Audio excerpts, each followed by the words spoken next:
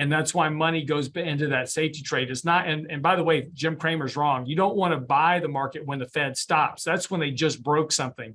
You want to wait for the Fed to start dropping rates to start buying equities, and generally wait till the interest rate on the Fed funds rate is rapidly approaching zero. That's when you want to start buying equities.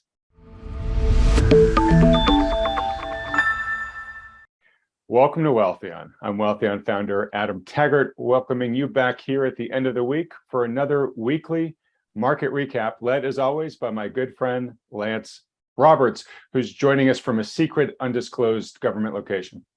Exactly. And I don't know how to work the lights, so it's a little dark in here. Yeah. So folks, just to be super clear, most of you know Lance sold his house, given what he thought was going to be happening with the housing market and anticipating lower prices ahead in the future.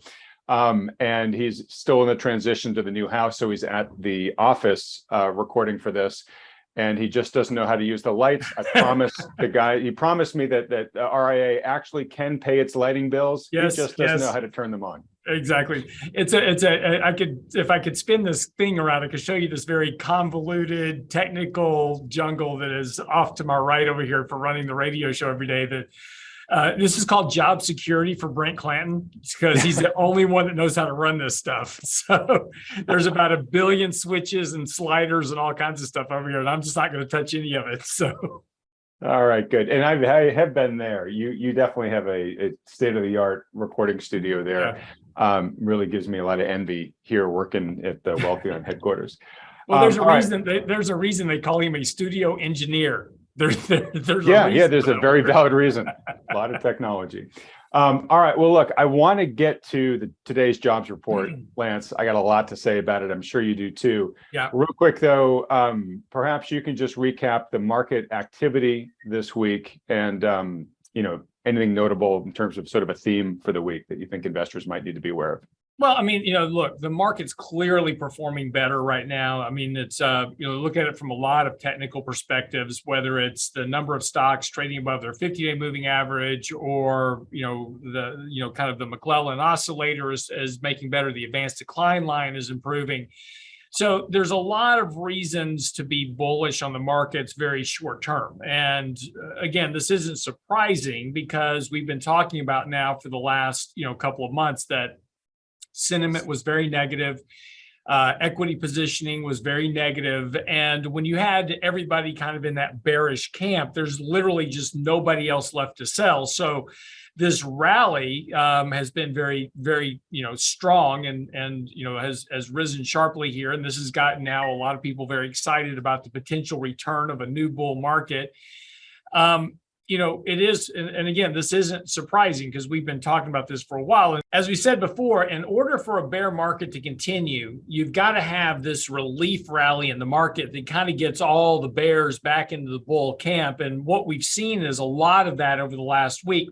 In fact, I posted a chart earlier this week. It was just an interesting little Twitter chart, but it showed that we've had a massive surge in the number of new bull market articles being written. So we've just had a massive number of people coming out, writing articles. The new bull market has started. Jim Cramer coming out. And Adam, you remember, I said this on the show. I said, we need Jim Cramer to say, now's the time to buy. And he came out this past week and said, when the Fed pivots, that's the time. That's your window to buy stocks. And so now we're kind of getting all this kind of bullish frenzy in the market, which is good. Again, we've got a lot of negative sentiment, a lot of off-sided positioning. So that could really give this rally some legs. So don't discount this rally and say, oh, it's just a bear market rally. This thing can actually run a bit more here. And I think that, we can see a little bit more of that activity here in the short term. So again, this is one of the reasons we've talked about being careful about making one-sided bets on the markets, because markets can do things that you don't think they're going to do. You'll remember earlier this year, everybody said oil prices can only go higher. And here we are at $88 a barrel. They said that commodity prices could only go higher. And now we've had big sell-offs in commodities. Stocks can only go lower. Now we've got this big rally. So this is why it's all about risk management. We want to own positions in the markets, manage that risk accordingly. but we have to participate with what markets are doing and what they're willing to give us, and then make sure we try to avoid the declines as much as we can. All right. Yeah. Very well said. And I want to give you kudos for noting the Jim Cramer comment, because you've been saying for weeks and weeks and weeks that's sort of what we need to see. I actually posted an article on our website today with this picture on it. So, well, you should add to Tom Lee, who's another big sort of perma bull. He just came out and said, "Hey, bull market's back on." He thinks that the market's going to rally up to like S&P 4,800, I think by year end is what he's calling for right now. So to your point, we are seeing the bulls come back out, beginning to beat their chests and say, "Hey, it's now our turn back in the limelight here." Well, real quick though on that note.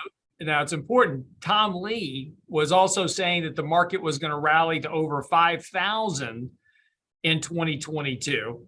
Goldman Sachs had a 5,200 target on the S&P for 2022. Now, Goldman Sachs just came out today with their new target is like 4,600. So you always forget, everybody always forgets that, these bullish guys are always calling bigger bull markets. They just kind of forget to tell you about the bear markets that occur along the way. Yeah, that happened in between, right? Exactly. Yeah. All right. So I'm assuming, and correct me if this is wrong, but I'm assuming that this actually makes you feel more confident in projecting that the probability is likely that we're still in the bear market and that it's going to resume here at some point, because this is exactly what you were looking for in this rally, which was people to come out and start really ringing the bull bell. And to you, that probably signifies that we're closer to the end of the rally then. Well, don't jump on that boat just yet, because again, like I said, there's a lot of indicators right now that are still in the bearish camp, right? So we haven't seen a big reversion in the number of bearish sentiment in terms of investors. We haven't seen a big reversion in asset allocations back into equity markets. So, what that means is that there's still a lot of fuel sitting out there. And we talk about markets a lot of times, in kind of like the terms of an automobile, right? And so when you get a lot of bearish sentiment, right, the gas tank is full. And so you can kind of go driving off down the road. So now we have this bull market. And as you have this bull market, it eats up the fuel in the tank. So we're starting to see those reversions and allocations. We're starting to see the reversions in short covering. We're starting to see the reversions in sentiment, but they're still pretty low. So, I just want everybody to be careful thinking that, oh, Lance said that this bear market rally is going to end next week, so I want to short the market here. I would be really cautious of the markets right now, because again, there's enough bearish sentiment out there at the moment that this market could go a lot further than people think. And again, I don't know if it's going to 4,600 or if it's going to 5,000, wherever it is, but you can have really strong bull market rallies within a bear market. Now, this is the real question you're asking. The real question you're asking is are we done with the bull market? And that answer is probably no. And the reason it's probably no is bull market or bear market? I'm sorry, what did I say? Bull, you said bull. Market? I think you meant I'm bear. Sorry. Yeah. Are we done with the bear market? Is the bull market in, right? That's the question. So yeah, we'll straighten that one out. So the real question is that no, the bear market is probably not over. And the reason for that is that you still have the Fed hiking interest rates. And we'll talk about the unemployment report in a moment, but that pushed the Fed rate hike odds to a 75 basis point hike in September. So that's going to be another 75 basis points on top of what they've already done. You've got, and now quantitative tightening has just reached the $90 billion a month mark this month, right? They were ramping up over the last 2 months. So quantitative tightening is just now really kind of starting. And here's what's the interesting thing about the bulls is that Jim Cramer says, well, when the Fed pivots, that's the time to buy stock. So now the markets are trying to price in a Fed pivot. So now we're all running up stock prices, which is giving the Fed more room not to come back and pivot, right? So as long as you have no financial instability at this moment, stock prices are rising, credit spreads are falling, high yield junk bond spreads are falling. that means there's no instability in the market. So now there's no pressure on the Fed to back off of rate hikes. Their sole focus is inflation. And now the market's giving them all the leeway they want to continue to hike rates and continue to tighten policy. And they're going to tighten policy, and we'll talk about this in a minute, to the point that they break something because, as we said last week, they're all working off lagging data. And when that lagging data catches up to them, they're going to realize that they've hiked too much, and now they've got to start unwinding very, very rapidly. And when interest rates get back to zero, that'll be the point to buy stocks. But no, that's why the bear market is not likely over. But don't discount this bull market rally. It can be a lot stronger than you think. Okay, so there's a couple of things in there I want to unpack, and you actually went to the punchline that I was planning to get to through the jobs report. But we'll get through it all. Sorry. All right. So your general point, which I want to make sure people hear, is, look, the stock market can be irrational for a lot longer than you think, right? As you've said, things got really bearish in terms of sentiment, and you were expecting, hey, extremes don't always last for long. That's why you thought that there might be a rally. There has been this rally, and you're saying, look, there's still enough pessimistic sentiment out there that this shorter term bull rally needs a wall of worry to climb. There's still some worry there for this thing to climb, so don't expect it to roll over tomorrow. Right. Tactical question for you is. I'm trying to remember what the all-time high in the S&P was, but I think it was like around 4,800. So my question is a little more than 4,800. Okay. If this current rally were to exceed that, would that negate a bear market? Yes. And would we have to sort of start? Yes, it would. Okay. So we'd have to switch terminology. But okay, now let me throw a curveball at you. We're not actually in a bear market. Okay, explain. Okay, so first of all, we have to go back and say, what is a bear market, right? And so let's classify what a bull market is, and I think you'll agree with the statement. A bull market in equity prices is when prices are rising over an extended period of time. In other words, there's a rising trend of prices over a sustained period of time. You would agree that that is a bull market? Yeah. Okay. Then by that logic, we should acknowledge that a bear market is when the trend of prices is declining over a long period of time, or at least a sustained period of time, right? Yeah, so in other words, I'm sure there are economists that have more detailed, specific definitions of both, but yes, common sense wise, those make sense. Okay, because I mean, what we're talking about is a bear market is when the previous trend of bullish prices has been broken, and now prices are trending negatively, right? Yeah. This is really and if you go back and look at the dot-com crash, we had a trending rising bull market in 1995 to 2000. We broke that rising trend line and prices declined through 2002. 2007, 2008, we had a rising trend of prices from 2003 to 2007. We broke that rising trend line, and then prices declined negatively through the bear market in 2008. So by that definition, right? So now the media wants to throw around this arbitrary definition of it's a 20% decline in the market, that's a bear market. Well, that's only if that 20% decline has negated the previous bullish trend in prices. We have not done that. You can draw a trend line in this market going back to 2009 to present, and we are nowhere near violating that bullish trend in the markets. So technically, we're in a correction. So now this is why what you asked me is so important. What distinguishes a correction from a bear market? A correction is when you have a decline in prices that quickly recovers, sets new highs, and it keeps going, right? That's 2015, 2016. That's 2018, right? We have the markets come down, they immediately reverse, you get back into a positive trend, it's all good. We had a correction in prices. So by that definition, if this market comes down 18, 19%, I mean, we briefly broached 20% decline in the S&P, immediately reverses and goes back to a bull market, this was a correction. It wasn't a bear market. It may have felt like a bear market, may have looked like a bear market, may have smelled like one, but you never violated the bullish trend in stock prices. Now, I know it's hard for people to wrap their heads around, but you've got to have roughly a 40% decline in stock prices right now just to violate that bullish trend from 2009. That's how deviated we are from long-term trends. Right. And it shows the magnitude of this last bull market run, which was one of the biggest and longest in history, right? And exactly. As you and I have talked about, largely fed with a lot of, additional stimulus and artificial juicing from the Fed and other central banks, and near the end there, fiscal spending as well.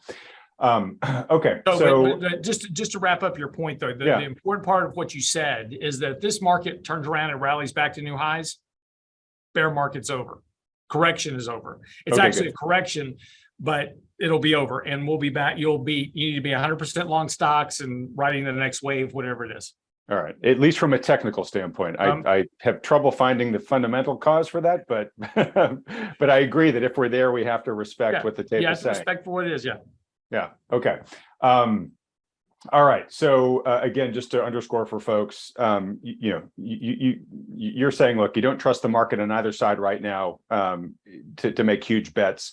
You certainly could see some additional continuation of this rally, but at some point you expect the bear market to continue downwards from here. And of course, we're just talking probabilities at this point. Well, I mean, you have to look at it this way. Look, the Fed's tightening policy. Why is the Fed tightening policy? Right? It's to slow economic growth. Right? Because they want to kill inflation. Well, the only way you bring inflation down is to slow economic growth down. So if you slow economic growth down, you're going to get negative earnings growth. Right. Everything has to come down. Everything's got to come down. So earnings growth has got to come down, which is going to make valuations, hard to justify at current price levels. So prices will have to come down to justify lower earnings growth. And look, you've never been through an economic recession. And I'm gonna throw another curveball at you. The first 2 quarters of this year was not a recession. It's coming. We're not there yet. But when you have a recession, you're going to have negative earnings growth. And see, right now, nobody's predicting negative earnings growth, but that's still got to come. So this is all going to predicate lower asset prices probably sometime in 2023. Yeah. And you and I have talked about a lot of that stuff in all the weeks leading up to this. I'm sure we'll talk a lot more about it in this one. But keep that mindset. But let's go on this journey here through some of this data. All right. So today, the latest monthly payroll report came out for July and was a barn burner. I think they added 528,000 new jobs. It was a 5-month high in terms of jobs being added for the month, but it was a 6 sigma beat. So just to talk about sort of, extremes, this is about as extreme as you can get in terms of an outperformance here versus expectations. But the real, and I looked at that and said, I just can't believe that. And the reason why I had that sort of instinctive reaction to it was for all the reasons that you just mentioned there, Lance, and that we've been talking about in this program. Demand destruction has really been kicking in a lot over the past couple of months, in terms of prices getting so high that consumer, purchasing is beginning to decline for, in a lot of different channels. We're seeing the margin contraction that's going on as corporations are getting squeezed between that diminishing demand and the rising cost of capital and all this stuff that we've talked about here, right? Like you and I can put together a long list of what I like to call the parade of horribles in terms of how this economy is slowing, how consumers are suffering, and how corporations are now increasingly suffering. So to see just this dramatic beat in jobs that suggests that we have this incredibly robust economy, when at the same time the Fed is out there, like they've declared war on jobs. Jerome Powell has been very clear about that for months now, right? So this just sort of flies in the face of what we're seeing in our own eyes with the rest of the economy, right? It's like the weatherman telling you sunny skies when you're watching the rain and lightning outside your window, right? So what's interesting is the jobs report actually has several different sources, and the 2 main ones are the establishment survey and the household survey. And what's interesting is they've usually kind of been in lockstep in the past, but about a year ago, they started diverging, where the household survey started telling us a very different story than what the establishment data was telling us. And we're at the point right now, and I'll put up a chart here for it, that shows that at this point there's a discrepancy of about 1.8 million jobs between the two right now. So one of these reports is not really telling us the truth. And I'm sure you can guess that I think it's the establishment report that's giving us all these rosy numbers. But what's interesting is since March of just this year, 2022, the establishment survey has gained 1.7 million jobs, while the household report has lost 168,000. So those are telling two very different stories about the job market. One says it's doing great. The other says, no, it's actually getting pretty weak. Whether you look at whichever one of these you look at, though, they both tell a similar story, which is that the economy is losing full-time jobs. So that's not good.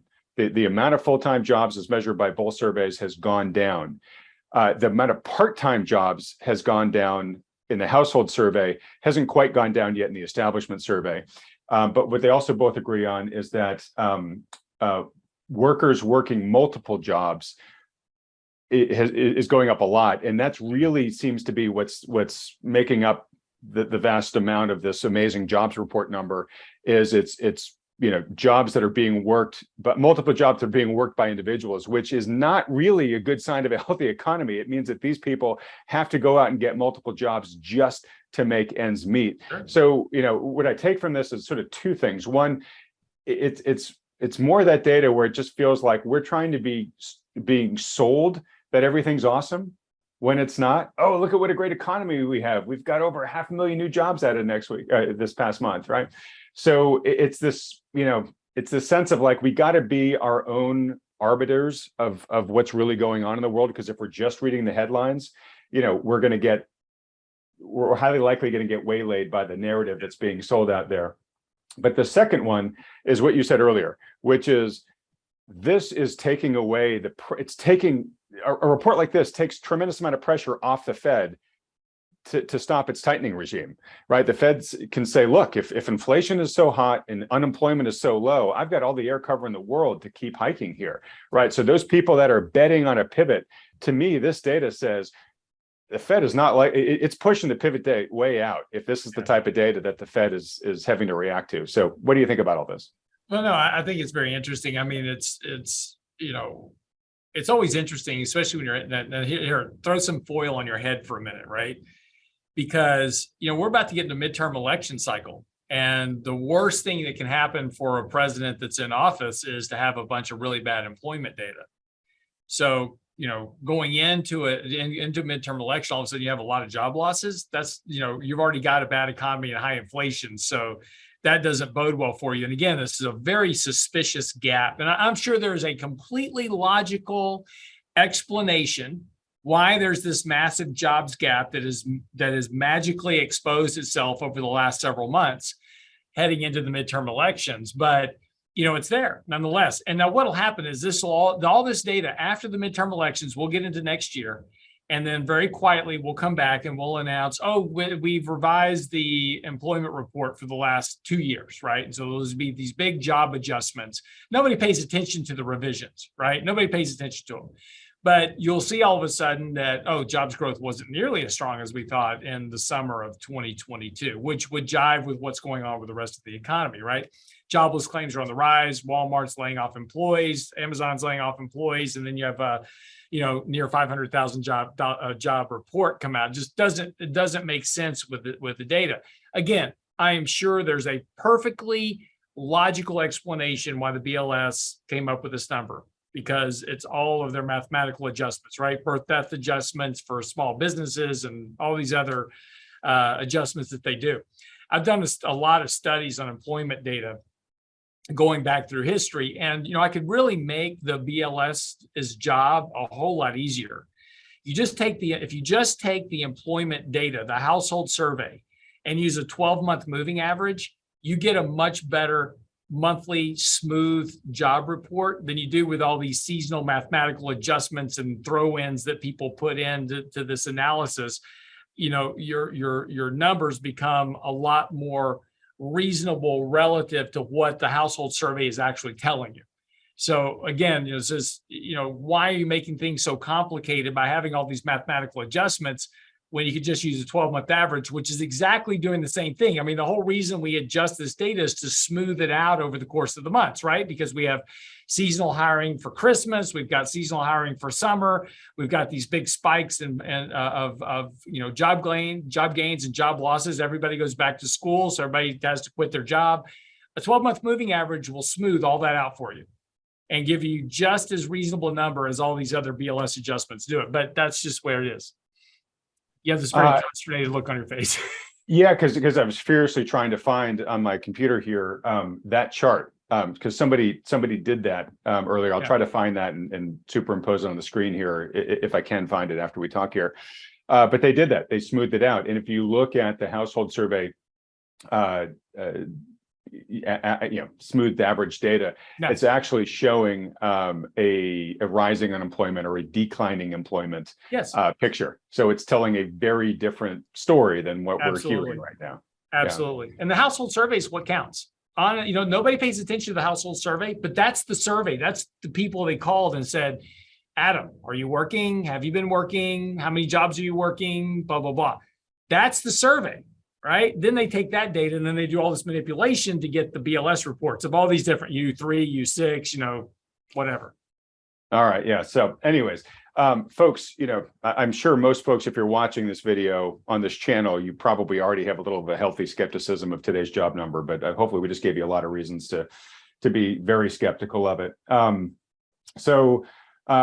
Let's just talk about that. Just by the way, after we finish up here, I've got to go drive an Uber and deliver FedEx. So okay, yeah. My DoorDash shift starts pretty soon too, so I'm going to have to hop for that. And if I get one of my customer service calls, just bear with me while I take it. All right, so I'm going to go back to the other point I made though, which is the likelihood of a Fed pivot. Right. I mean, that's been the discussion so far all year is, hey, the Fed's going to hike until something breaks, and a lot of disagreement. Some people have thought the Fed is talking smack about all these rate hikes. We don't believe the Fed really can hike that far. Other people have said, I think they're more committed than most people expect. To me, whichever team you're on, I think you have to agree that the calendar date for the pivot has probably been pushed back as a result of this report. I guess unless we get a CPI report, in the next week that shows that, July CPI somehow magically fell by, several hundred basis points, which I'm not sure is going to be the case. But do you agree that those waiting on a Fed pivot should probably reset their expectations? No. You have to push that date, pretty far out now, because two things. First of all, is that I'm actually running a chart. I'm about to do an article on why the first two quarters wasn't a recession and why it's still coming. And one of the charts I've got in there is that if you're running inflation data and looking at, so what we're looking for is the year-over-year rate of change. That'll lead to the decline in the inflation data, right? So if we start printing 0.5, 0.4, 0.3, increases on a monthly basis, then inflation will come down. Well, inflation is not going to come down a whole lot by the end of this year. Now, it's going to get back towards target if we start printing 0.3, 0.2% CPI, and we're not going to do that right now, but just assuming that every month going forward from here, we print 0.2% increase in CPI, we'll get back to about a 2% target inflation rate at the end of 2023, right? So it's going to take a while for that inflation to come down. And that's just assuming you get a very low print every month going out, and that's not going to happen. My house sale is a good example. Housing prices make up 42, homeowners equivalent rent, which is a function of basically a call. I call Adam. Adam, what can you rent your house for? Adam says, I can get $10 million in rent for my house. And so, they lock that in, right? So that's homeowners equivalent rent. What do you think you can rent your house for? So, what this is going to do is that, I just sold my house. By the time that housing data shows up in the data, it's a 3-month lag. So, and the same thing for energy prices and other stuff. So a lot of this stuff is lagging data that will take a while to start to filter into the CPI report. So inflation is not going to come down a whole lot by the end of this year. It's going to start declining probably next month. but it's not going to come down a whole lot. And this is going to keep the Fed, geared towards hiking rates. Now, they may do 75 basis points in September, then maybe they do 50 in November, then maybe they go to the quarter, after that, who knows? But, their focus, St. Louis Fed Governor James Bullard out Monday or Tuesday of this week said, 3.75 to 4% on the Fed funds rate. I don't know if you can get there without breaking something, but more power to you. That's what they're going to try to do. And that's the real question is again, they're hiking rates, looking at lagging economic data. And we just went through that some of the data they're looking at is probably flawed. And they're going to hike rates based on that data. By the time that when unemployment changes and you realize that you've got an unemployment problem, unemployment doesn't go, oh, well, we had a print of, -2 people last week, right? It'll be negative 500,000, negative 400,000, negative 600,000. It happens very rapidly. When the economy breaks, it's all at once. It's like a dam. And right now you've got little cracks in the dam. We can see it in a lot of the economic data. And so, yeah, there's some water kind of, leaking through the wall. It's all fine and dandy, no big deal. But when it breaks, it's all at once. And that's what happens with the unemployment data. And you can look at a chart of the Fed rate versus the unemployment rate. And you'll see that what happens is that as the Fed is hiking rates, unemployment is bottoming. And then all of a sudden it does this, right? The Fed's cutting rates and unemployment shooting through the roof. So by the time that you realize there's an unemployment problem, it's too late. It's already broke. All right. Great warning for people. And I sadly feel that we're going to be tracking the trajectory of those charts in real time over the next couple of months here. And that's exactly what's going to happen. I'm going to go back to a comment that I made in last week's discussion with you, which is, you said we haven't technically been in, or we're not in a recession yet, but it's coming. There's an increasing amount of debate as to, are we in a technically are we in one, and is one coming and whatnot.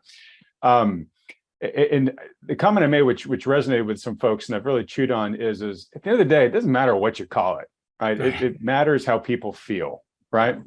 And I grew up on the East Coast, and we'd have a lot, hurricanes. We'd have hurricane season, and a hurricane has stages to it. And when it first, when you first feel it, the wind begins to pick up, the rain starts, right?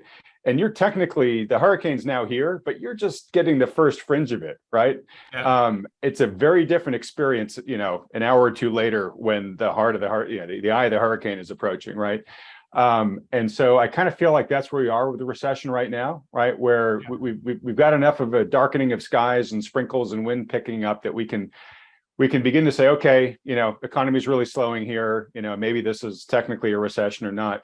But I think to your point, and feel free to clarify if you disagree with me, the full force of the recession that we are likely coming into we're not anywhere close to that yet. And that's what worries me, and why we have these deep discussions every week, is because I want to wake people up to the potential for what it is looking like it could be. Because I'm about to go through some stats in just a second here, but it doesn't feel great right now, but given where this thing could go, we're already still adding, technically, the way they tell us, 500,000 jobs last month. I hope people can remember back just 2 years ago to the pandemic, which was an extreme case. We shut the world economy down pretty quickly, but we were losing millions of jobs a month back then, right? And maybe we're not going to lose as many jobs as fast. But we might lose as many jobs just over a longer period of time. But it is no fun being in a real recession when there's hundreds of thousands of job losses month after month after month. And that's the kind of, when I talk about how it feels, it doesn't really matter in November what the headlines and what the politicians are trying to tell us about what the definition of recession is, or what the actual CPI is, or what the actual unemployment rate is. What matters is how people feel at that time. And I think there's a lot of people right now who are having enough trouble just making ends meet that they're not really taking those headlines as gospel anymore. Yeah. Well, so you bring up some really good points here. So I'm a Gulf Coast boy, right? So I grew up with, Hugo, Carla, Alicia, and I lived in a little town right on the coast. So, I mean, my house got flooded 3 times, and, I watched oak trees spun out of the backyard, just crazy stuff because of a hurricane. But you're right about the hurricane. If you go back and think about it, right, it always starts as a tropical storm first. Right. And becomes a tropical depression, then it becomes a hurricane, right? So to your point, there's stages of this that goes through. Now, when you're in the tropical depression stage, it's not a hurricane, right? But if you're, where the tropical depression is, it ain't great, right? So to your point, very similar. And this is what I mean by, right now we're not in a, the first 2 quarters won't likely get counted as a recession because of the unemployment report. Right. So employment's been strong enough. The NBER will probably say, not a recession. And that's okay. Right. Because again, the recession, and to your point, right, the recession is still coming. And the reason that is because, again, all the stuff that's going on right now is running a 9 to 12 month lag. Fed rate hikes. We talked about this, I think, last week. When the Fed hikes rates, it takes 9 months for it to show up in the economy. So that means the rate hike in March won't even show up till the end of this year in terms of tightening monetary policy in the actual economy, right? Now you've got 50, 75, another 75, another 50, whatever it is coming down the pike. So all those are going to stack up on the economy in 2023. Monetary supply. So we had a massive increase in the M2 money supply in 2020, 2021. That year-over-year rate of change has now gone negative in money supply. There is a very high correlation between money supply, economic growth, and inflation on a 9-month lead, right? So and asset prices and asset price in 9 to 12 months, that negative rate of monetary growth will show up in inflation and economic growth. So my whole point about this is that be careful what you wish for here, because if you're calling Q1, Q2 a recession, this employment report, the ISM manufacturing index, non-manufacturing index just ticked up here in the last month. We've got back to school shopping. We've got some other stuff going on that could very likely pin us a Q3 quarterly GDP report that may be 0.5% growth. And all the media is going to go, see, told you, wasn't a recession. Right? That wouldn't be surprising to see a positive GDP growth going into midterm elections. Wink, wink, nudge, nudge. Now, you get a couple of quarters of economic growth, everybody's feeling good about it, and then all this other stuff hits, and then you're going to have your recession, your spike in unemployment, jobless claims, all that will occur in 2023. So for me, the way the data is stacking up, it looks like the tropical depression will become a hurricane sometime in Q1, Q2 of next year. All right. So, folks, whatever happens, Lance and I are going to be tracking it every week on here. So as those gale force winds mount, we'll be giving you the real time readings for that. The important thing is it's coming, right? Well, exactly. We may not have the hurricane sirens going off just yet, but it's coming.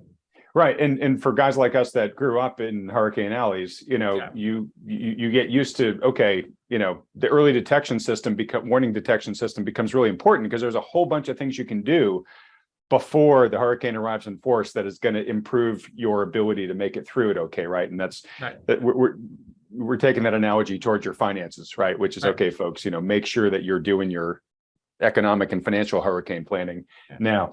All right. So I want to just get to a couple of different stats. So you're right that there is a chance that we could have a positive GDP print for Q3.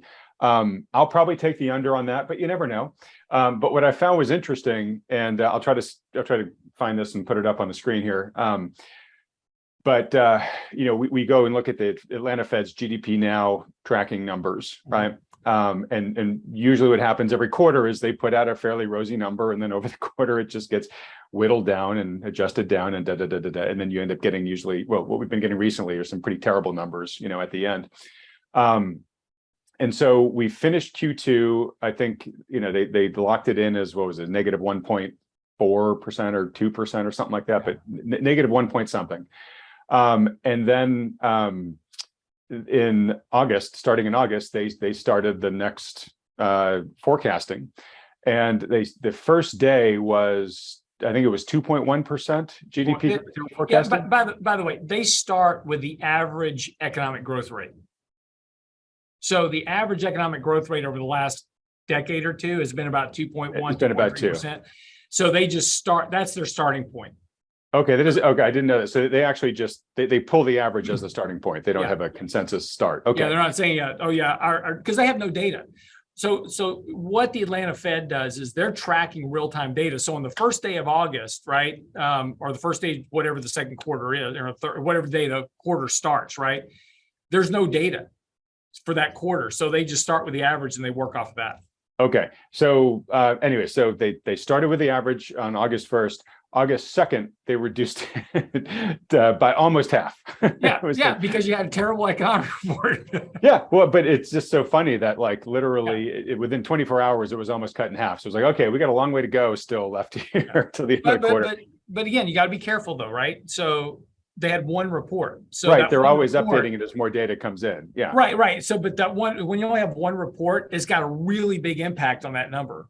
So now as more reports come in, that number will start to smooth out. And that's why towards the end, you get the third month of the quarter, the variations don't move a whole lot because now there's enough stacking up data to kind of. You think so, but if you remember at the end of last quarter, this thing went from 0 to -2 something. Yeah, but remember real fast right near the end. But look at what the reports did in the last couple of weeks. They were terrible. They were they just fell off the cliff all of a sudden. Yeah, so, but that, I mean, that's what I'm saying. So I agree with you that they typically don't, but when you get into that sort of accelerating downwards waterfall or upwards waterfall, if things are magically getting better fast, they actually can break that rule. And we're in a period where there may be some, we think that there may be some trapdoors economically that may open. But anyways, absolutely.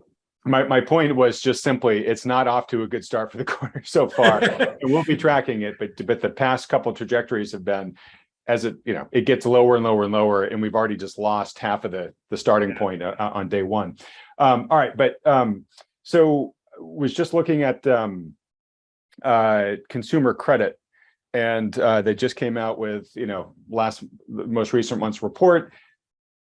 No big surprise, we're back to record levels of consumer credit. Yay us, we're making more records.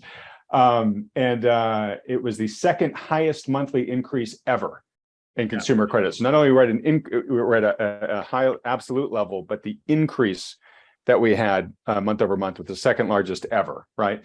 So that's showing that the consumer household is levering up real fast. No, so you completely misread that report from the bullish perspective. That means that the consumer is strong and that there's no risk of a recession because consumer spending is healthy. You need to learn to read this like the media does. All right. Well, you're taking this exactly where I was going to, which is we may actually get a positive GDP print this quarter, right? You mentioned a couple of factors, and we might find that consumer spending is still robust. We've got the strong consumer spender out there. The problem is that they're doing it all on the plastic at this point in time. They burned through, whatever excess savings they had from all the excessive stimulus that came out. They're not downshifting the lifestyle yet. They're having to react to higher inflation, and they're just pushing as much as they possibly can, on credit. And at some point, you hit the point of debt saturation, right, where they just begin to not be able to take on any more debt. We haven't hit that yet, but at this trajectory, we'll hit it at some point, right? So I want to flag that. That is, while you did a good job of spinning it how it probably will be spun in the headlines, those of us that are watching closely know that that's actually a very negative dynamic. Well, and again, so just let me give you a little real-time example of that. What's kind of what's going on. So first of all, we talked about this before. So you're going to get a retail sales report that comes out and it says, see how strong retail sales were. And the problem with retail sales is that we measure it in dollars. So if I'm paying, right, so if we're paying, $50 for a tank of gas versus 25, yeah, I'm spending a whole lot more on gas. I'm not buying any more stuff, right? So we talked about this. We don't report it in volume, we report it in dollars. Right. The spending doubled in dollars, but it actually was flat in terms of gallons of gas. And that's incredibly important when you're talking about inflation, right? And this is why you're seeing people have to turn to credit cards just to make ends meet, right? Because the amount of money they have coming in terms of, their income and wages aren't keeping up with the cost of living. Real-time story. I went into a Target in Houston and the center. So we just moved to the center of Houston, right? So, this is where everybody is. And kind of, there's a smattering of all different types of neighborhoods right in the middle of, you can be, right in the smack dab of rundown, gang-ridden apartments, and right next door to it is a walled off, area of multi-million-dollar homes, and then next to that is a whole pocket of medium-sized homes, right? So they're just all kinds of people all over this, all over Houston. It's just these little smatterings of neighborhoods all jammed up next to each other. So I went to a Target because we're moving into a new house, so my wife had to have a lot of crap. So we went to Target. And what was interesting is so this is a Thursday evening after work. It's about 5:30, 6 o'clock at a Target. There was one checker in the whole store, one checkout clerk. There was two self-service checking lines open, and there was probably 20 people in the whole store. Now, Walmart just reported slower foot traffic in their store and, problems with inventory management, et cetera. So, you're starting to see the impact of stores that are even my wife made the comment, we went into Target and it's like, there's nobody there. So like, wow, this is weird. Normally this store is packed. And, you're starting to see that choice where people are having to not make purchases. The demand destruction. Right. And this is going to show up, but it's not going to show up in dollar volume because they're paying more to get the same amount of stuff, or really even buy less stuff. Yeah. All right. So we're connecting some dots here, right? So, right. And by the way, I'm selling my Target shares. Yeah. And I will get to you. I will ask you about your trades for the past week in just a couple of minutes here. But we're seeing a lot of signs that the consumer is, increasingly in trouble. You just gave a great real world example. I had this online. I kind of got engaged with a troll on Twitter today about whether the economy is strong or not, and it was a frustrating discussion because he didn't have a lot of evidence to back up his assertions, his opinions. But it got me just to go look at the most recent layoff news. Let me just read a couple of companies here for you. So Walmart, you were just talking about, they just fired a couple hundred of their corporate executives. So we're not talking about the checkers at the stores. We're talking about the expensive, management guys who usually get to avoid the layoffs. Oracle is laying off thousands of people. Robinhood laying off 23% of staff. Shopify just laid off 1,000 people. 7-Eleven just laid off 880 corporate managers. Ford is announced it's going to lay off 8,000 workers. Rivian, the truck startup, is laying off hundreds, and they're still flush with their IPO cash. Tesla is laying off 10% of its workers. Verizon and T-Mobile are having large layoffs. They didn't disclose the actual amount. Victoria's Secret is laying off their management. So, we hear, when I brought this up, people say, yeah, tech is going through a bit of a correction. Yeah, but tech's not the entire economy. Well, a lot of our biggest companies are in tech, but a lot of the companies I just mentioned there were not technology companies, right? And then just to end, Amazon, which is a technology company, but it's a massive consumer company now. They laid off over 100,000 workers in Q2. Yep. Right? I mean, that is a massive amount of layoffs, and that's just one single company, right? Yeah. So, we may still be at the tropical depression stage here, but we're already seeing really pretty serious style layoffs, not just the hiring freezes we've been talking about over the past couple of weeks, but like real layoffs going on right now. So, you're seeing that jobless claims have been slowly ticking up. They're not spiking higher, right? But they are ticking up. Yep. And look, what we talk about how the jobless numbers are lagging. These layoff announcements that I just mentioned are leading, right? Because these companies oftentimes are announcing the layoffs before they actually implement them. A lot of times they give the workers, 2 months or so before the actual layoff takes effect and whatnot. But again, I just want to point out the disconnect between those of us that are looking forward are seeing versus those of who are beating their chests about the lagging data, right? All right, so I look at this and just think it's very hard to come up with a bullish case for a fundamentally bullish case for the markets, for a bull market rally that takes the economy to new highs and then resets a new bull market, because I just see the fundamentals just deteriorating before our eyes here, Lance. Am I missing something, or are you as concerned sort of where things could be in 6 months, 12 months from here at this trajectory on a fundamentals basis? Well, yeah, I mean, okay. So first of all, we got to put this a little bit into context, right? So you're talking, if you total all those layoffs up, right? Let's total them up, double them, because they generally lay off more than they say they're going to lay off. So it's 1 million people, right? Okay, and that might even be generous at this point, but I got you. That might be general. So it's 1 million people out of 130 million employees. Okay, so it's a dent, right? At this point, it's more like a rock chip. Yep. But your point though is that this is where it starts, and as we talked about before, corporations go through stages. It's hard to hire employees, and this is actually Michael Leibowitz and I had a really good discussion about this Tuesday or Wednesday. We were on the phone just kind of going through different numbers. And, it's interesting because like this employment report today, you saw that there was a whole bunch of multiple job holders, right? Well, what's been the one kind of thing that's been weighing on the market lately, right? We've had all these job openings and people couldn't find employees to come work for them because they didn't need full-time employees. They needed part-time employees.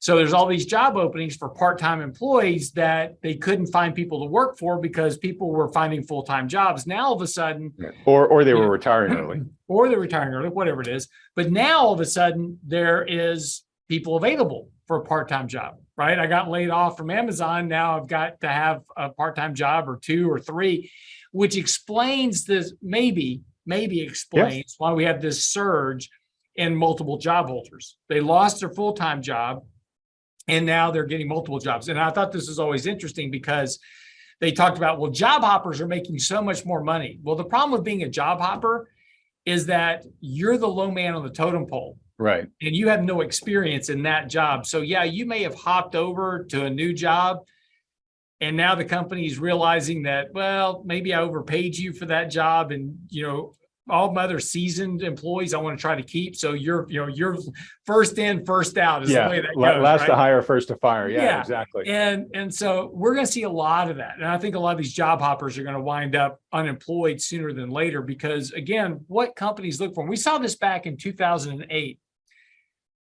In 2008, we had a lot of terminations from companies. And when companies started hiring again, they didn't hire the people that got laid off or fired. They were robbing other companies of their employees. That was the first step. So as soon as companies started saying, economy's starting to recover here, I need to hire employees, they started raiding other companies. Why? Well, I want the guy that didn't lose his job because apparently that guy knows what he's doing.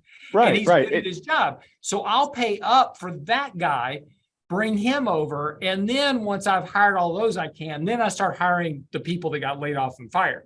Right. So, I think we'll see. I think a lot of these people who are job hopping are going to figure out their mistake as they go forward. But, as we said, companies go through phases. Hiring employees is very expensive. It's very time consuming. It's very demanding because you got to train them. And once you get good employees, you don't want to let them go because they're hard to hire back. So, the first thing to do is hiring freezes. Then once you can't do a hiring freeze anymore and you've got to lay off, you start laying off new employees first. You start laying off, your underperformers, et cetera. Google just recently announced, they said, y'all need to figure out how to get your performance up because we're thinking about making some changes. So, that's that first warning sign that those that don't get the performance up likely going to be losing their job at Google. And then, so once you kind of go through that phase, then you get into serious layoffs, and that'll occur in 2023 once the economic demand destruction really shows up. Right, and that's when the slow bleed becomes a hemorrhage, right? Yep, at that point, exactly. right? Yeah. So, agree with everything you said. You brought up something important, which is in the short term, and this probably is a fair amount what we're seeing in this latest jobs report, which will be spun positively, but as people who get laid off need to go find a new job, or all the people who retired early because their portfolios were doing great, and then we had the bear market, or the what feels like a bear market this year, and they're realizing I can't retire on this, I got to go back, right? So they're coming into the economy and it's looking like, oh, I guess technically more part-time jobs are being handed out now to these people, right? But it's not good fundamental reasons why these people are having to go get those jobs. So the thing I want to flag here is if you're in a population like that, or if you either feel like your job currently is vulnerable, or you're early retiree who is realizing, maybe I actually can't just exist on what I thought I had, there's a first mover advantage to going and trying to secure as safe a job as you can right now, because they are highly likely going to be drying up pretty quickly as we head into the second half of this year, for the reasons that Lance and I have just been talking about. In other words, if you're thinking about this, let's say you're an early retiree and you're like, yeah, I probably should, but I've got some things I want to do beforehand. You may come back in December and those jobs just might not be there anymore. And don't forget too, not only is that just where the fundamentals are heading, but the Federal Reserve is actually trying to engineer that outcome. They don't want those excess jobs. I mean, Powell has been very specific that that's what he's going after for here. So, I made the joke we talked about the other week that the best performing asset for the next year is going to be keeping your job, yep. Keeping an income. And I hate to, it's sort of gallows humor when I laugh at that, but anyways, folks, if you're in that situation where losing your income would be quite painful going forward, now is the time to take whatever steps you can to try to either make that income more safe or add other forms of income that may get you through what may be coming here. All right. A few other things to talk about before I do. Let's get to your trades for the past week. Lance, what have you guys done? So I'm not sure where we left off last time, but when this rally started, we added some of our growth side of our portfolio. We bought increased our technology shares, added just things that we already own like Apple and Microsoft. We bought some positions in AMD and Nvidia. Had a nice rally out of those. Amazon, we had bought a stake in right before they announced earnings. Stock was up like 13%, so we took half that position back off again. So we're just kind of trading this rally a little bit right now. So, we just kind of added some exposure for this rally. Market was very oversold, kind of very negative. We were kind of had been expecting that. We talked about here, we kind of expect this rally. So we added to some of our tech exposure, and then we just recently kind of reduced that a little bit, just taking some profits, putting it back in, because again, I don't think this rally has a tremendous amount of leg to it. It could, but it's not going to go straight up. You're going to get some type of pullback. I would suspect a pullback and a retest of probably the 50-day moving average at some point, or some level of minor support. But this market needs to come off a bit. Most of our indicators now are pretty much back to fairly overbought levels, where normally you get some type of little breather, at least a consolidation or a little bit of a pullback. And if we do that, and do that successfully without violating any important levels of support or anything like that, then we'll probably add some exposure into the portfolio again for kind of the next leg of wherever it goes. Really, your line in the sand is that 50-day moving average. You break back below that for any reason, you're going to retest lows or set new lows. All right. And I'm sorry, how close are we right now to the 50-day? We're about 2 standard deviations above it. So all right. So that's your overbought. There's some room. Yeah. Yeah. Okay. All right. Well, look, 3 things for you to react to before we wrap things up here. One, you mentioned it super briefly earlier, but oil has dropped below $90 a barrel, which still is high from a historical standpoint, but for this year, it's actually come down a fair amount, right? Yeah. And that is something that, to your credit, you were cautioning people about, especially in the past month or two, as people had really been jumping on the oil trade because oil had gone up so much, and they're saying, hey, Kate, this is a new, super cycle for oil, right. All these reasons why it's never coming down again. and you had talked about, since you know a lot of experience as an investor, but you also live in Houston, which is kind of the oil, ground zero. You were sharing your thoughts on how volatile that market can be, and specifically how quickly it can correct when it does. Curious if you have any just sort of update for investors about your thoughts on energy and oil here, prices, given the action you're seeing right now. Well, now oil prices have gotten actually decently oversold enough. We actually added a position of Devon Energy to our oil mix. So again, just because what we said earlier, just to kind of recap, is that I actually wrote an article. It's on our website. If you go to realinvestmentadvice.com, and it says, is this time to sell oil? And this was three months ago, roughly now. And it's just that things have gotten so extended and kind of so far kind of out of tolerance on the upside that you're going to have a correction. And this is where everybody's kind of jumping in. Oil's going, oil's $300 a barrel, Goldman Sachs, right? So oil's going to 300. And so everybody jumps on that. They're all loading up on oil stocks. And this is where we talked about, be careful of one-sided trades, and they tend not to work out well. And so, and so we had taken a lot of our profits out of our energy trade, and now that's pulled back decently. And again, we added recently a position in Devon Energy. We like that stock, yielding about 4.5% on a dividend yield. So, it's got a nice, positioning. It's got a very clearly defined bottom. We've got a good stop loss level on it, so we can kind of manage this. But oil's oversold enough now that, we could see it bounce up into the mid 90s. And, that wouldn't be surprising at all. In fact, a 50% retracement of the recent decline would get it back to 105. And that would be very normal within a technical retracement of a decline. So you see this rally back up to 100, 105. We'll probably scalp a trade off of Devon Energy, reduce that position a bit, and then look for our next entry point. Oil's not going away. All this green energy, climate change stuff is great. That just increases the demand for carbon and fossil fuels. So the more they want to do green energy, the more oil it requires to support that. So oil's not going away. And in fact, it's going to become even more valuable down the road as they try to cut production because of the pivot towards green energy and these type of things. So again, for oil and gas, it's ultimately about scarcity and supply and demand. And so the more of these transitions they try to make, the more scarce that oil will become and the more valuable we get. But again, like any commodity, and I had an email on this today. It's like, Adam was interviewing a guy today talking about gold and why you had to own gold. And that's true. There's plenty of fundamental cases for why you want to own gold long term. And we can talk about all of those things. But at the end of the day, gold's a commodity. And it goes up in price, it goes down in price. And so as an investor and as a manager, we've got to realize that when things get really overbought, we need to take some money off the table and put it away. And when things get really oversold, we've got that capital to put back to work and buy things cheaper. And that's why you have to manage your portfolio over time and avoid one-sided bets. And if you do that, you're going to do a lot better over time.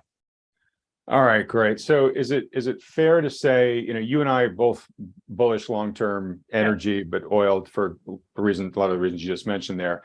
But over past weeks, you'd said, I'm long-term bullish like that, but they've gotten too frothy. Mm-hmm. And given my experience, if you're buying in now, you should just be cognizant that you may be buying at a short-term extreme, and there may be a correction. And lo and behold, oil is now back, into the 80s, high 80s. It sounds like you're saying, in the near term at least, you think a lot of the froth that concerned you is now gone, and you're kind of nibbling in a little bit. And again, this might be, in the short term, it's more of a tactical trade for you. Yeah, it is. And again, long term, if you want to get back to normal levels of oil and gas production and kind of normal oil and gas demand, I mean, oil should probably trade in the 60s to 70s, honestly. Probably somewhere around there is a fair balance for the economy. It's a fair number for the oil companies that make plenty of profit margin off that. It justifies drilling wells. For the consumer, it's a reasonable price of gasoline and heating for homes. So that, somewhere between $50, $60, $70 a barrel, that's probably a normalized price. And, so if we get, if the, Ukraine-Russia resolution eventually happens at some point, we kind of get, past this insanity that we're running through the country right now and a lot of different social programs and that type of thing. then oil will probably get back to a normal level of production and prices will come down, and we'll probably stabilize at some of these more kind of normalistic levels. But as long as we have this other stuff going on, I think oil prices can remain elevated, that 70, 80, 90, $100 barrel, and trade within that range for a while. So I think it's just really understanding kind of where you are in the trading ranges, and just trading those ranges for what they are. And again, just maintaining good risk management. Right now, you've got a clear stop on oil prices at recent lows. You had a nice rally today, so you've got a clear stop at recent lows. And as I said, you've got a 50% retracement of this recent decline. So there's a very nice little risk reward range you can trade in. If you break below that, you're out. If you get above that level, you take profits and you just trade it from there. All right. I wasn't planning on asking this, but you've given me the instinct. I did to do it. You did it. I have a few other points I want to get to. So let's try to keep this next discussion succinct, because we could have used half of the discussion already to talk about it. But it's just, if we think that the Fed is going to probably hike more now, given that we talked earlier that it's things are too good for the Fed to pivot at this point, or not too good, but inflation's too hot, unemployment's too low. So, the Fed is going to continue to bring up rates on the short end. Where do you, what impact, if any, have recent developments had to your outlook for interest rates in general? And then somebody was pinging me earlier today about, the TLT ETF that we talk about, normally. What's your latest thoughts on that? So first of all, that's the game changer for oil prices as well. So what we were just talking about is in a normal economic environment, right? So those price ranges that we're talking about and what's happening with Russia, Ukraine, those type of things. So we're talking about that bubble right now. Now, if the Fed breaks something, that's all bets off. When the Fed hikes rates, that's not good for commodity prices, because it slows economic growth, slows demand, right? So you're going to get a decline in commodity prices. But as far as we're banking on, and this is the TLT trade, we're banking on the Fed breaking something, because when the Fed hikes rates, they're going to break something, and that's going to cause a flight to safety into Treasury bonds. Now, if you take a look at the different bond spreads across, so you take a look at corporate spreads, muni spreads, high yield spreads, et cetera. When the Fed breaks something in the economy, the only interest rate that goes down are Treasury rates. Everything else goes up, right? So when people talk about, well, the Fed's hiking rates, interest rates have to go up because the Fed's hiking rates, that's correct. And that's going to happen in all your corporate bonds, your muni bonds, your high yield junk, all that, because you're going to blow bond spreads out the wazoo when they break something economically. But that pushes all that money into treasuries for safety. And so if you go back and look at the financial crisis, the dot-com crash, the only yield that declined were treasury yields. So our bet is the Fed is going to break something, and that's going to push interest rates, the 10-year treasury, to zero. Great. And is, to a certain extent, is it fair to say that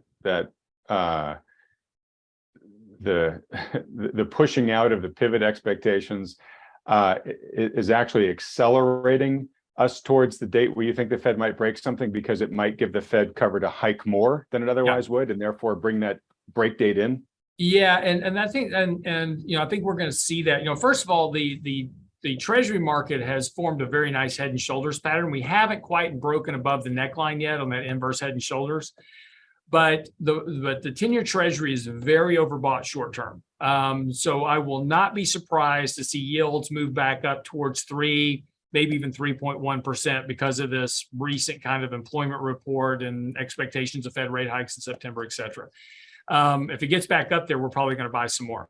But the reason is that when the Fed is tightening their balance sheet, which has now gone into full gear, and once they actually do pivot at any point and they start slowing down rate hikes, money is going to start to rotate back into safety trades. Because again, when the Fed begins to stop hiking rates and stop tapering their balance sheet, what else is going on? They're stopping because they broke something. And that's why money goes into that safety trade. It's not, and by the way, Jim Cramer's wrong. You don't want to buy the market when the Fed stops. That's when they just broke something. You want to wait for the Fed to start dropping rates to start buying equities, and generally wait till the interest rate on the Fed funds rate is rapidly approaching zero, that's when you want to start buying equities. Yeah. One other element to mention on this too. So I just did an interview the past 2 days with Brent Johnson, the fellow who came up with the dollar milkshake theory. I've interviewed Brent a number of times in the past. This is probably my favorite interview with him, and I've liked all of them. If you haven't seen it, folks, I'll put up a link to it right here. When a tailwind that the dollar milkshake theory says will lend to what you're expecting here, Lance, is, if the Fed is breaking something, that means it's scared about the damage it's doing here. But if the US is experiencing pain, it's highly likely the rest of the world is experiencing more pain for the same reasons. And Brent's whole dollar milkshake theory is basically, you've got the US dollar market, but then you have all of the dollars outside of the US, what's colloquially referred to as the euro dollar market. It actually isn't Europe specific. It's just any country that's not US. There's way more euro dollars out there than there are dollars within America. And in times of uncertainty, crisis, whatever, all those dollars are fleeing for safety into the US as well, right? So it's not just the panic that the Fed may create when it breaks something in the US that's going to drive the action that you're predicting. It's going to be that much larger pool of dollars outside of the US that's going to try to be getting in here too. That's absolutely right. And what's important is that when those dollars come back into the United States, they just don't come back in and sit in a money market account. They go into treasuries. Well, because they're looking for safety, the safety that you're talking about, looking for and safety, some sort of yield too. Yeah. So, and this is why it pushes yields down. And when they break something, this is why, yields go down and bond prices go up, because, a lot of people go, well, euro dollars will come to the States. That'll be great. They'll stick it into stocks. No, they won't, because stocks are going to be tail spinning down. So, they're going to go into treasuries. But again, as we talked about before, we're way underweight bonds relative to our benchmark. TLT is just one position in our portfolio. It's small relative to the total portfolio. So it's a longer term hold. We're betting on a long-term outcome. The Fed's going to break something, and that yields are going to go towards zero. And when that happens, bonds will be a much better performing asset than owning stocks. So it's a hedge for the portfolio long-term as much as it is a capital appreciation play. Great. And where I was going with this is, and so you're not selling it anytime soon. You have plans to sell it anytime soon. Sounds like you don't. At one point of clarification too, just for those that watched the interview with Brent, or even for the ones that didn't, he actually thinks that the capital coming in will support the U.S. equity market. Not that it's going to keep it, at all-time highs or anything like that, but it's going to keep it from falling as fast as it would without any foreign capital flowing in here. So it's not negating anything you said there, Lance, except just to say, that's right. No, it will be like a little bit of a break, circuit breaker that keeps the market from falling as dramatically as it would without. Yeah. No, I mean, look, if you go back and look at the 2000, bear market, and really 2008 up to Lehman, they were fairly orderly bear markets, right? They fell, they rallied, they fell, they rallied. And then it's just, 2008 is so memorable because you had the Lehman kind of break everything, right? Everything just fell apart in a couple of days. But outside of Lehman, we would have had a fairly, normal bear market in 2008 because those dollars coming in do help support declines. Exactly. And he was contrasting it to what you'll see in international equity mararkets, where those things will take the elevator down. Exactly. All right. So last point I want to end on here, and I'll probably get to a rant in the middle of this somewhere that's related. But so I went to business school. I went to Stanford, got my MBA there in the late 90s. And the dean of the Stanford Business School at that time was a guy named Michael Spence, who was a really nice guy. He was actually a really fun dean, a very, very smart guy, but very nice. He used to go windsurfing. He was famous for leaving campus, with his windsurfer strapped to the car and stuff. He was kind of a cool guy. And he ended up winning a Nobel Prize, I think 2 years after I graduated. So again, very smart guy. But I remember, I didn't interact with him all that much, but I remember being present at a talk he gave right as I was graduating. And somebody asked him, hey, I just got this graduating, I just got this good job offer, or I've got these two job offers, and one is kind of similar to what I did before, and it would be a good job. But this other one is in an industry that I don't have a lot of experience in, but I'm really excited about it, and I'd have to move my family, and what do you think? And the dean said, he said, I've always encouraged people, to take the risk, right? To strive for the good opportunity that gets them further towards what they think they really want. But he said, I often discourage people from taking too many risks at once. So like if it's an industry switch plus a big move for you and your family, plus maybe you got to take on loans to do it or whatever. He said, I would discourage you from doing that if it meant you had to take on multiple layers of risk. But if you can if you can minimize your degrees of risk, go after the smart reach, right? That was sort of his advice, which I've remembered, and that served me well in life. And it got me thinking about two things.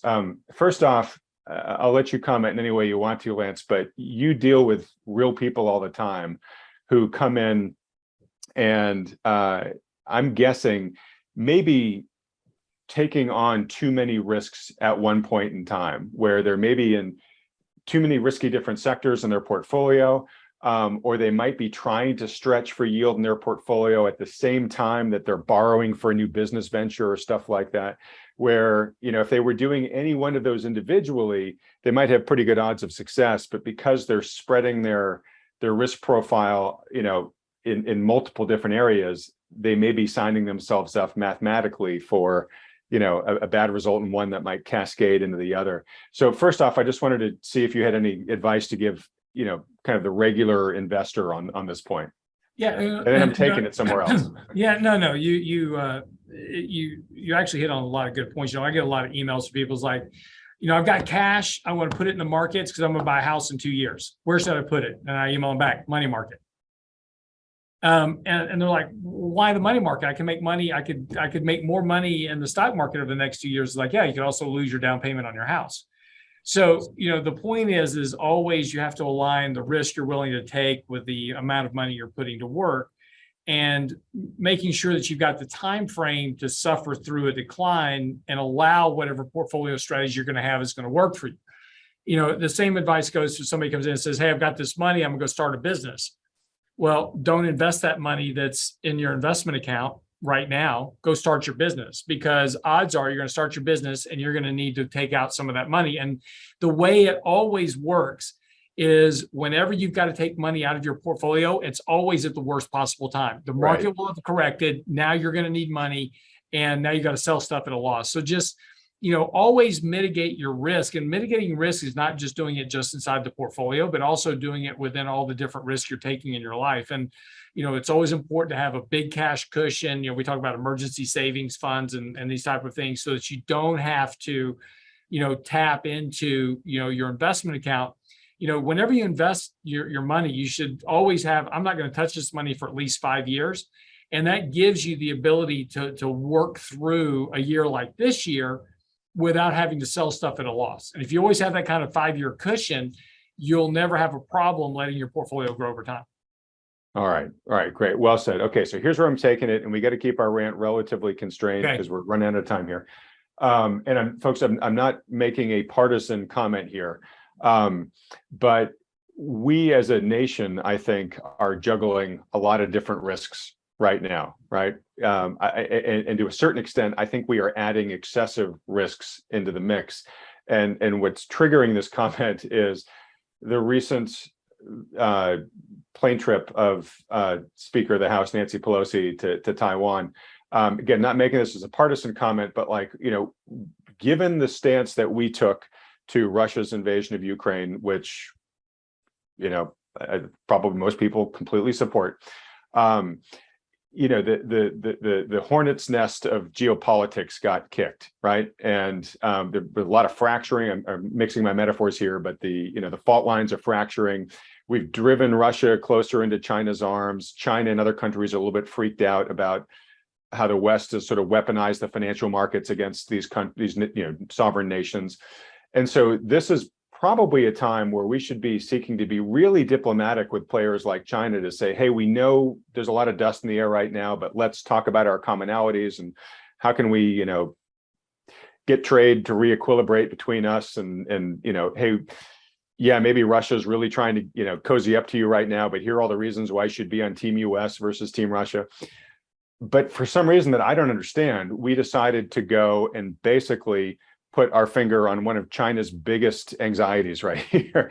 And I just don't see the reason for it. And maybe there is some national interest reason to do it, but I don't get why now, right? With all the uncertainty that's going on right now, to me, this just seemed like a massive new risk to put into the mix. And I don't get why we're doing it now rather than letting things equilibrate and doing it from a stronger foundation of strength. Do you have any thoughts on that? Well, I think two things. One, I don't think that, unfortunately, I don't think our politicians really think that far ahead. And I'm not even sure that they really understand the geopolitical environment as much as we give them credit for. Now, Nancy Pelosi's great at doing insider trading, but, whether she really understands the geopolitical problems that go on, kind of the intricacies that are happening, your guess is as good as mine. I would suspect that would not be that isn't the case given her actions, and then also just the actions of Congress in general. I mean, just like this Inflation Reduction Act. Right. The last thing that you want to do right now is start pumping a bunch more money into the economy, because that's not going to lower inflation. It's going to increase inflation. It's all about money supply. The more money you put into the economy, the more inflation you're going to get. So we are trying to combat inflation, and now you want to kind of throw gasoline on the fire. And look, I understand this is all about getting votes, right? And I understand you want to get reelected. I got that. I understand all of that. And passing this bill, well, you got nothing. You don't have a lot else going for you. So maybe passing this bill will, get garner you some favor with voters at time of poll. But this is stuff that's not going to impact them in the short term. Most of the people that are voting can't afford to drive a Tesla. Right. So great. You're going to build superchargers. You're going to do all these great things. And all you're going to wind up doing is making the very thing that they're struggling to pay, which is their energy bills. You're going to make those more painful for them. And, and the reality is that this bill will do nothing really for anything. It's $40 billion a year in a 20 trillion plus economy over 10 years. The net effect of that is going to be zero. And all this scoring is complete crap that it's going to be paid for. It's not going to be paid for, right? This is just going to wind up increasing the deficit. It won't reduce the deficit. And this is the way government spending always works, because these are non-productive investments. They're not going to pay back themselves over time. So again, it's just, we're trying to give, I think, Adam, you're trying to give way too much credit to the government, saying, oh, they know exactly what they're doing. You've got 300, basically 500 people all together trying to run an economy of 300 million people. I just don't see how they really are going to do that. Yeah, and to be clear, I'm not trying to give them credit for understanding everything. My point was just sort of, I don't understand why we would kick this particular hornet's nest of China's ire at this point in time, where we have so many other complications that we don't even know how to solve yet, that we're just adding another big one to the mix. But hey, that's politics. And what I kind of come to is a comment that John Rubino of Dollar Collapse made years ago, but it's really stuck with me, which is, we have, we talked about something similar with now entering an inflationary era, where there's almost, almost everybody who's in a position of authority, cut their teeth over the past 40 years where we've known nothing but disinflation, right? Or deflation in certain areas. And so the musculature they have developed is ill-suited to the era that we're now in, right? It's oppositionally suited to it, right? And I think that's very true politically as well, which is, for the past 50 years, more or less, the pie has always grown. And so the musculature that politicians have developed is okay, well, how do I divvy up that increasingly growing pie in a way that curries favor and, gets all the things I care about done? They don't have the musculature for how to deal with a shrinking, stagnant pie or a shrinking pie. And I think we're beginning to see the initial dysfunction of that, right? Where they make really exceptionally poorly timed decisions like what we're talking about here. You don't have to agree or not, but to me, we've been beating a similar drum, but it's like, no secret, you and I aren't fans really of really many or any of the politicians that are running the show right now. But I think it might even be worse than what we've been saying is sort of the point I'm trying to leave with here. Yeah, no, I think you're right. And, the problem is we really truly need some adults in the room. And unfortunately, we just don't have them. I mean, if you just look at some of the arguments that are coming out of Washington, look, this is, and to your point, both sides of the aisle. I mean, with all the things that we have going on right now, the best thing that you can come up with to try to help the economy is passing a $400 billion bill to fund climate change. I mean, we've got real people suffering real problems, and I know you're trying to do something to put a feather in your hat, but do something to actually help the economy, do something that will actually help people. This is the thing you should be focusing on, especially if you want to get elected, is to pass bills, do your job, and do things that create a better economic prosperity for all Americans, not just a handful of the few. The reason Sinema is going to vote for this bill and probably be able to allow it to pass is that it's allowing billionaires to keep their carried interest. Yeah, exactly. Yeah. And so here it is, another giveaway to the wealthy. And who pays taxes, right? Oh, well, Lance, this is going to put a 15% minimum income tax on corporations. Yes, I know. Yes, that's what it's going to be. Who do you think is going to pay the 15% corporate income tax? The corporations? No, you are, because they're going to pass that tax right on to you through higher prices. And that's just how it works, ladies and gentlemen. But again, we don't educate people. No, we don't. Well, and so I'm going somewhere positive with this. Believe it or please. not. Don't get me fired up on that. Yeah. So Lance and I we're two old guys ranting about politics. There's really nothing special about that. But the underlying point is that, the cavalry isn't coming. Our leaders are not highly unlikely to start making the kind of decisions that are going to make our lives better in any way materially versus all the storm clouds and the risks that Lance and I have been talking about here. So it's up to us to kind of be our own saviors in the story is where I'm going. And I've got two bits of good news on that. So I'm going to go into promotion mode here, but they're for good reasons. One, we've been talking with you folks for several weeks now about how we're going to do a free webinar on retirement planning with the crack team at RIA. And Lance, I'll let you talk about those guys in 1 second if there's anything else you want to say about them. But we've had huge interest in this. I think, like I said, I've received like 700 emails from folks saying, let me know when that webinar is going to happen. So I promised you we'd have a date. We now do have a date. We're going to use this same Saturday slot from, it starts at 11 a.m. Eastern, 8 a.m. Pacific. It's going to be Saturday, August 27th. All right. So I thought we were going to use Zoom for this, and I was going to have a registration page to send you all to. We're actually going to use a different technology that allow us to just do it straight on YouTube. So you'll just come to YouTube that morning, like you always do. But for the 700 folks that have emailed us, I'll also email you out the link in advance so that you know exactly where to go to watch the whole live event then. But it should be great. Lance, any quick things you want to say about that event before I move No, to look, it's a great event. You're right. I'm going to bring the crack team in to do this. They're all on crack, so it's always good. They're great guys and very smart, and they are some of the best financial planners I've ever had the privilege to work with. So it's going to be very insightful, very informative. So if you are trying to save for retirement, prepare for anything that comes down the pike, these guys can answer a lot of the questions for you. Great. And folks, it'll be recorded. So afterwards, if you miss it, you can watch it. If you watch it and say, hey, this would be great for my parents or for other people I know in my life, you'll be able just to shoot the URL to them. The second thing, I just want to make sure that folks know another date is the Wealthion will be having its annual fall online conference next month. So we're going to do it in September. It's going to be Saturday, September 24th. This is an all-day event. If you've been to one of our previous ones, you know what I'm talking about, but this is a really intensive, immersive experience, folks. We've got a phenomenal lineup for it. We've got folks like Lacey Hunt, who will be delivering one of the keynote addresses, but he'll be talking a lot about, Fed policy and what's likely to happen from here. We'll have Lynn Alden talking about the markets. We'll have award-winning journalist Matt Taibbi. He'll be talking about Wall Street and media capture. We'll have Grant Williams and Stephanie Pomboy. We'll have who else? We'll have Brent Johnson talking more about the dollar and what's going to happen there. We're going to have Alf Peccatiello talking about the bond market. We're going to have Rick Rule talking about hard assets.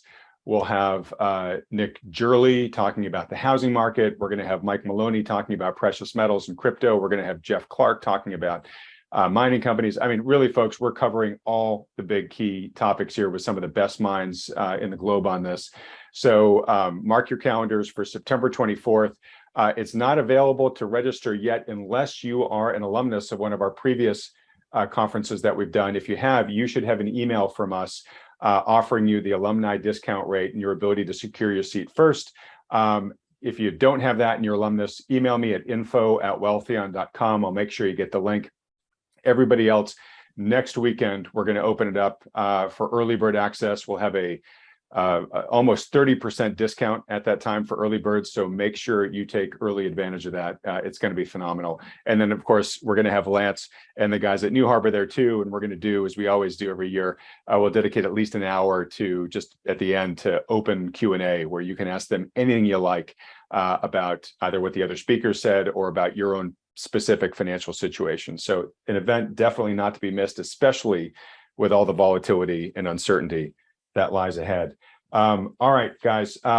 Lance, thanks so much, buddy. It's been another great week. Any closing comments for folks before I wrap it up? No, not at all. I mean, I think, the thing just to pay attention to is over the next couple of weeks, we'll just, kind of watch this market. The markets are getting overbought here. So, it's been a nice little trade to get off this bottom. So if you had a lot of risk in your portfolio, didn't like the way things were working out, this is a good opportunity to kind of take some of that risk off the table, kind of rebalance. And then, it's okay if the market keeps rallying from here. Use that opportunity just to kind of set back, kind of reset your base, and then we'll navigate it from there. All right, folks. Well, as we always say at the end of these shows, we believe that to navigate the type of uncertainty that's coming up here, just about everybody, certainly myself included, should be leveraging the expertise and help of a professional financial advisor that understands all of these macro risks. If you've got a good one, great, stick with them. But if you don't, or you'd like a second opinion from one who does, maybe even Lance and the folks at his firm, we can connect you with Wealthion's endorsed financial advisors who will sit down and give you a free consultation. There's no commitment to work with them. It doesn't cost you anything. They just offer it as a public service. If that sounds of interest to you, just fill out the short form at wealthion.com and we'll get you connected. All right, folks. Well, look, if you've enjoyed this weekly market recap, again, a reminder, this was a new format we started at the beginning of the year. I think we're now in like recap number 27 or 28, Lance. It's been great. Really enjoyed it. Audience, if you guys have too, do us a favor, support this channel by hitting the like button and then clicking on the red subscribe button below if you haven't already, as well as that little bell icon right next to it. And whatever happens from here, folks, I'll be tracking it week after week with my good friend Lance. Lance, thanks so much for giving us another week of your time. Everybody else, thanks so much for watching.